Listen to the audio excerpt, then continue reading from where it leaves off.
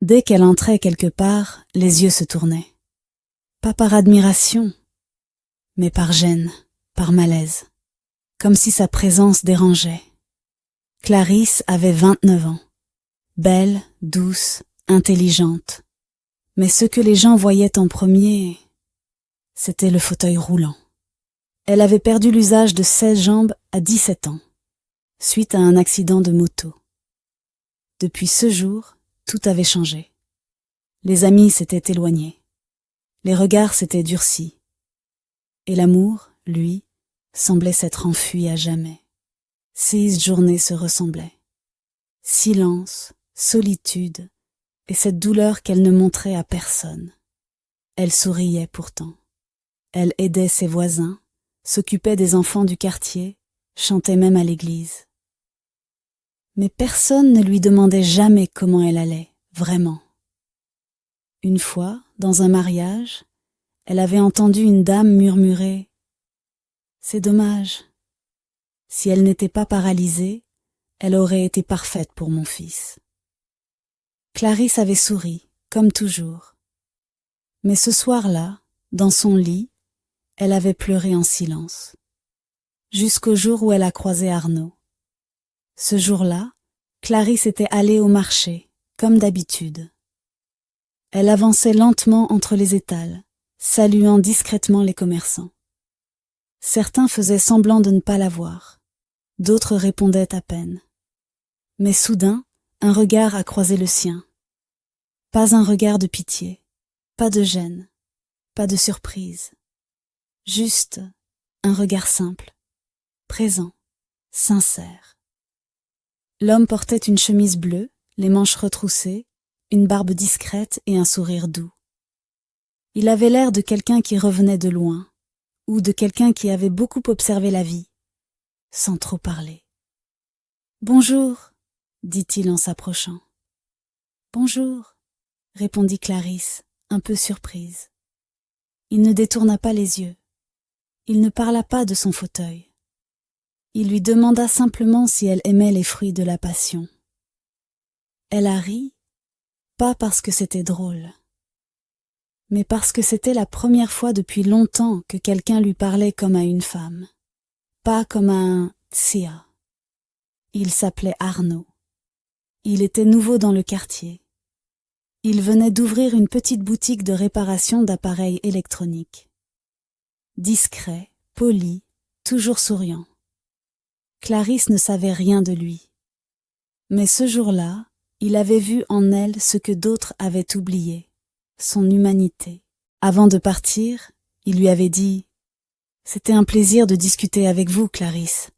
Si vous repassez, je garde un fruit de la passion rien que pour vous. » Et il était reparti, sans lui demander ce qui lui était arrivé, sans poser de questions maladroites, juste avec ce sourire qui l'avait suivi toute la journée.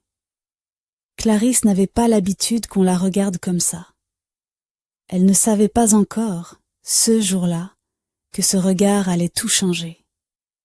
Clarisse n'avait pas l'intention de le revoir, pas parce qu'elle n'avait pas apprécié, au contraire, mais parce qu'elle avait appris à ne pas trop espérer, à ne pas s'attacher à ceux qui, un jour ou l'autre, finiraient par la voir comme la fille dans le fauteuil. Et pourtant, quelques jours plus tard, alors qu'elle passait près de la boutique d'Arnaud, elle entendit « Vous avez oublié votre fruit de la passion ». Elle tourna la tête. Il était là, devant sa porte, agitant un petit sac avec un sourire taquin. Elle a souri malgré elle. Cette fois, elle est entrée. Ils ont parlé. Longtemps. Du Cameroun, d'enfance, de musique, de douleur aussi. Clarisse se surprenait à rire, à poser des questions, à ne pas chercher d'excuses pour partir vite. Et les jours suivants, elle revenait. Parfois pour lui apporter du bissap frais. Parfois juste pour le saluer. Arnaud, lui, ne forçait rien. Il ne jouait pas les héros. Il ne faisait pas semblant de ne pas voir son handicap. Mais il ne le soulignait jamais non plus. Il la regardait avec respect, avec curiosité, avec égalité, une amitié aînée, simple, naturel. Mais Clarisse, elle, avait peur. Elle s'attachait, et ça, c'était dangereux. Elle connaissait ce piège, penser que parce qu'un homme était gentil, il pouvait aimer. Elle s'était déjà brûlée à ça, et cette fois, elle ne voulait plus souffrir. Alors un jour, elle a posé la question, la voix tremblante. « Pourquoi tu es aussi gentil avec moi, Arnaud ? Tu veux juste être sympa avec la fille en fauteuil, c'est ça ?» Il l'a regardée, calmement, puis il a dit « Je suis gentil avec toi parce que tu es toi, pas parce que tu es assise. Tu veux que je sois honnête ? Je t'admire. Tu tiens debout bien plus que beaucoup de gens que je connais, même sans marcher. » Clarisse n'a rien dit. Mais ce soir-là, en rentrant chez elle, elle n'a pas pleuré. Elle a juste souri et murmuré « Merci, mon Dieu, de l'avoir mis sur mon chemin. » Le quartier, lui, n'était pas aveugle.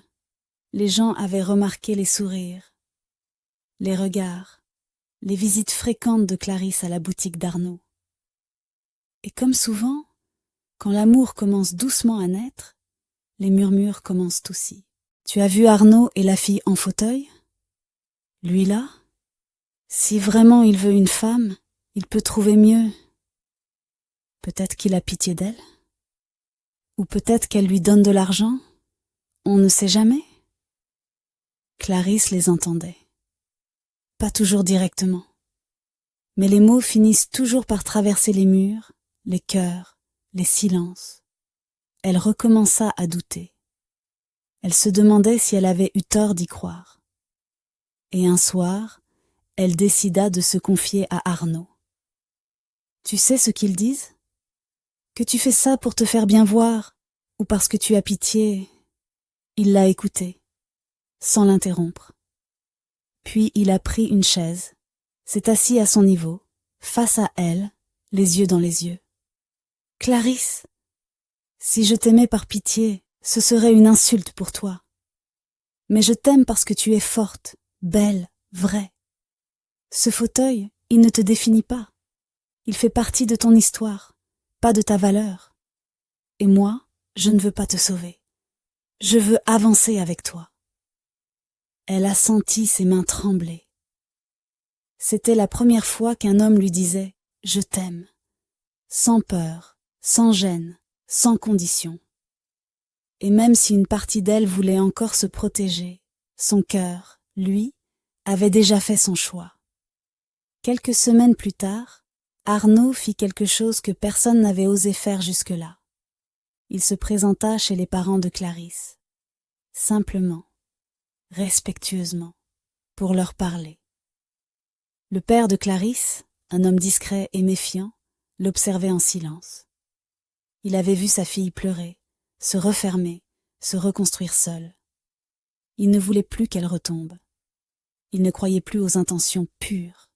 « Monsieur, » dit Arnaud calmement, « je sais que Clarisse a souffert. Et je ne viens pas pour jouer au héros. Je viens parce que je l'aime. Parce que je vois en elle ce que beaucoup n'ont pas su voir. Et si vous me le permettez, j'aimerais construire un avenir à ses côtés. Un avenir digne d'elle. » Il n'y eut pas de réponse immédiate. Mais ce soir-là, le père de Clarisse regarda sa fille plus longtemps que d'habitude. Et dans ses yeux, il n'y avait plus de peur, seulement un soupçon d'espoir. Une semaine plus tard, Arnaud demanda Clarisse en mariage. Elle hésita. Pas parce qu'elle ne l'aimait pas, mais parce qu'elle avait encore cette voix intérieure qui disait « Tu n'es pas assez. Tu ne pourras jamais le rendre heureux. Tu es un fardeau. » Mais Arnaud la regarda droit dans les yeux et dit simplement « Ce que je veux, ce n'est pas une femme parfaite, c'est une femme vraie. Et tu l'es. » Alors Clarisse dit oui. Pas un oui de conte de fées. Un oui tremblant, sincère, courageux. Le oui d'une femme qui avait été rejetée toute sa vie et qui choisissait enfin de se laisser aimer. Le jour du mariage, le ciel était d'un bleu limpide, comme si lui aussi voulait honorer cet amour si pur, si inattendu. Le village entier était là, par curiosité pour certains, par soutien pour d'autres. Mais tous savaient que ce mariage n'était pas comme les autres. Clarisse était magnifique. Sa robe ivoire tombait avec élégance sur son fauteuil, et un foulard léger ornait ses cheveux. Elle rayonnait, pas à cause de la robe, mais parce qu'elle se savait aimer, vraiment. Quand elle est arrivée à l'église, tout s'est arrêté. Les bavardages, les murmures, même le vent semblait suspendre son souffle. Et quand Arnaud l'a vue entrer, ses yeux se sont embués. Il ne voyait pas une femme handicapée. Il voyait celle qui lui avait appris la patience, la force, la dignité. Au moment des vœux, Clarisse a pris la parole. Sa voix tremblait légèrement, mais chaque mot vibrait d'émotion. On m'a souvent dit que personne ne voudrait jamais de moi, que je finirais seule. Et j'y ai cru pendant des années, jusqu'à ce qu'un homme me regarde et ne voit pas mon fauteuil, mais ma lumière. Aujourd'hui, je ne promets pas d'être parfaite, mais je te promets d'aimer, de soutenir et de me battre à tes côtés chaque jour. Des larmes ont coulé, même chez ceux qui doutaient. Ce mariage n'était pas une leçon, c'était un miracle d'humanité. Et quand ils se sont dit « oui », ce n'était pas une simple cérémonie. C'était la preuve vivante que l'amour, le vrai, n'a pas besoin de jambes pour se tenir debout. Le mariage passé, la vie reprit doucement son cours. Mais pour Clarisse, tout avait changé. Elle était Clarisse, l'épouse d'Arnaud. Une femme aimée, respectée, écoutée. Les regards dans la rue étaient devenus différents. Certains baissaient les yeux, par honte d'avoir jugé trop vite.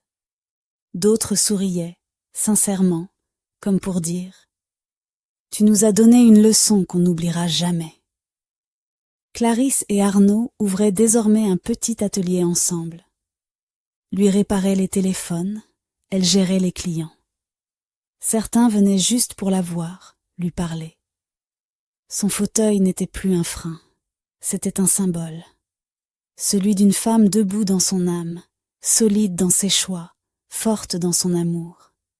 Et pourtant, il y avait encore des jours difficiles, des douleurs physiques, des nuits d'angoisse, des doutes.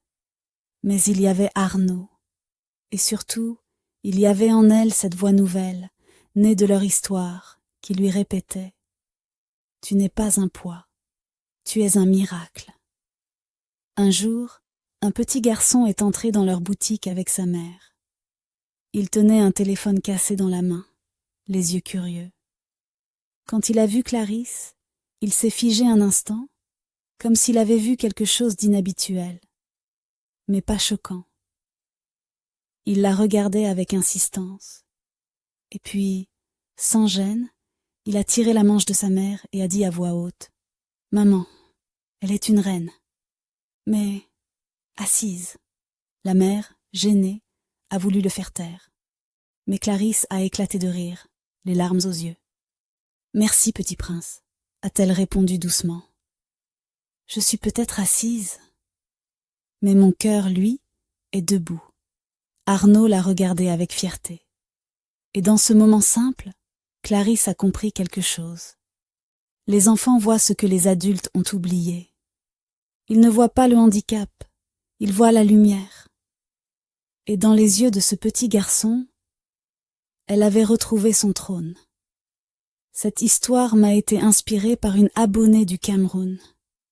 Merci à elle pour sa confiance. Merci à toi d'avoir suivi cette histoire jusqu'au bout. Si elle t'a touché, si elle t'a ému, alors partage-la. Quelqu'un quelque part a peut-être besoin d'entendre ces mots aujourd'hui. Et souviens-toi, le vrai amour ne voit pas le fauteuil. Il voit le cœur. Abonne-toi à cette chaîne pour ne rien manquer. Ici, chaque histoire est une leçon de vie. Et parfois, Une seule vidéo peut rallumer une lumière. Maintenant, si tu es resté, jusqu'à la fin, laisse en commentaire le drapeau de ton pays et écris un mot gentil pour Clarisse et Arnaud. On lira vos messages avec amour et peut-être qu'un petit concours spécial vous attend très bientôt. À très vite sur HD Story.